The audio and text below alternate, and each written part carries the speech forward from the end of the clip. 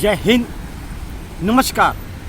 मुंबई से फिर एक बार आपके सामने बिंदास बेबाक बोलने वाला मैं हूं रविंद्र जैन, सदैव तत्पर देश और जनता के हित में। चर्चा होगी अभी चर्चा है केरला, द केरला स्टोरी। सबसे बड़ी बात सत्ताधारियों की इसके अंदर कहीं ना कहीं चूक और बड़ी भूल। आखिर कोई भी षड्यंत्र एकदम से शुरू नहीं होता है। फिर आखिर एजेंसियां क्या करती हैं? क्या भारत की एजेंसियां इतनी कमज़ोर हैं कि जब तक कोई केस बड़ा नहीं हो जाता उसके पहले एक्टिव नहीं होती हैं? तो ये गलती कहाँ थी? ये गलती नेताओं की 100% कि नेताओं में कहीं ना कहीं कुछ ना कुछ षड्यंत्र देश के खिलाफ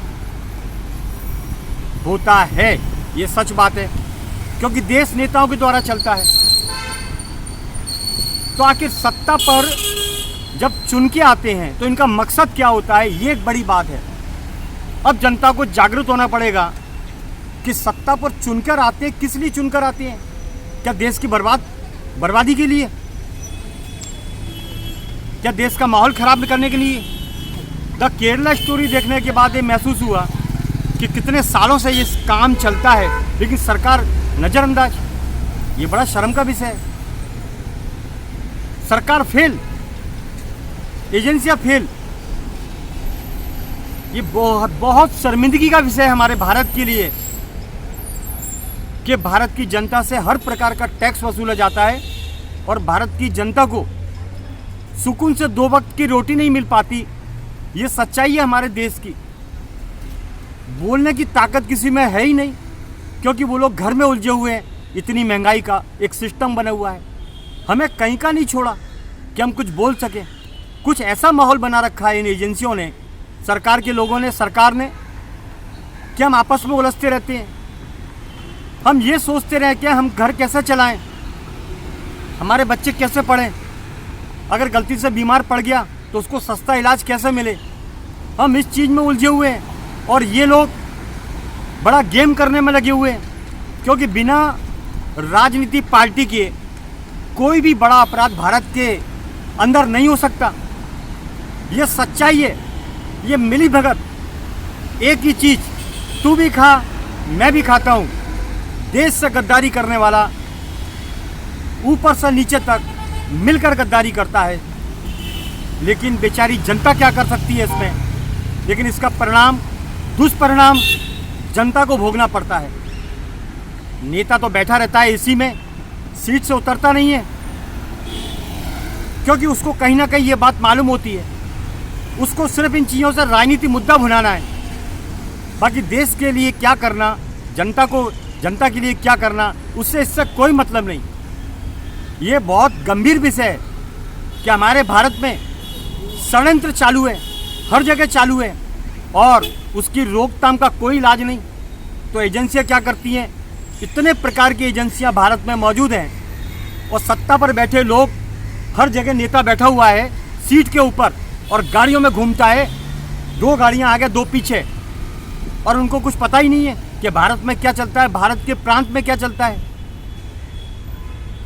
भारत से लड़कियां गायब हो रही हैं, धर्म परिवर्तन हो रहा है, लव जिहाद हो रहा है, लेकिन सरकार को पता ही नहीं है ये क्या हो रहा है, क्योंकि उन्हें तो आराम करना है। क्या करना है जनता की तरफ ध्यान देके? उनका काम हो गया, सत्ता पे आ गए। तो इनकी यह अय्याशी और इनकी ये साजिश अब जनता को समझ में आती है धीरे धीरे, और आएगी, कि सबसे बड़े षड्यंत्रकारी सत्ताधारी हैं। इनके बिना कुछ नहीं हो सकता। एजेंसियां इनके अंदर काम करती हैं, तब ये काम नहीं करेंगे तो एजेंसियां काम नहीं करेगी। सबको बेकार कर रखा है इन नेताओं ने। इसीलिए एक उम्मीद जगी है कि हमारे देश को अगर कोई व्यवस्थित कर सकता है, सच्चा नेता देश के लिए, जनता के लिए है, सोच सकता है, तो वह योगी आदित्यनाथ। अब आप बोलेंगे हर वीडियो में योगी आदित्यनाथ का नाम आता है। अरे भाई, जो काम करेगा वही नाम करेगा, धुआं वही उठेगा जहाँ आग लगी है। तो सच्चे नेता को चुनिए आप, जिसे देश से मोहब्बत हो, जो जनता का काम कर सके, जनता के दर्द को समझ सके।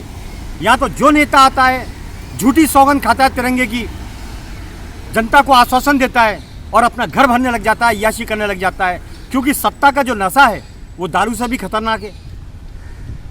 सबसे खतरनाक नशा सत्ता का, जहाँ पर सब कुछ मिलता है फ्री के अंदर, मुफ्त के अंदर, उनके चारों ओर पूरी सरकारें घूमती हैं, शासन प्रशासन घूमता है, तो उनको मजा आता है कि हम देश के सम्राट हो गए। लेकिन उनको नहीं पता कि जनता आपको थूकती है। जनता उसी को पसंद करेगी जैसा योगी आदित्यनाथ। देश में खुशहाली लाने के लिए सच्चे नेता को चुनना होगा जो जमीन पर चलने वाला हो,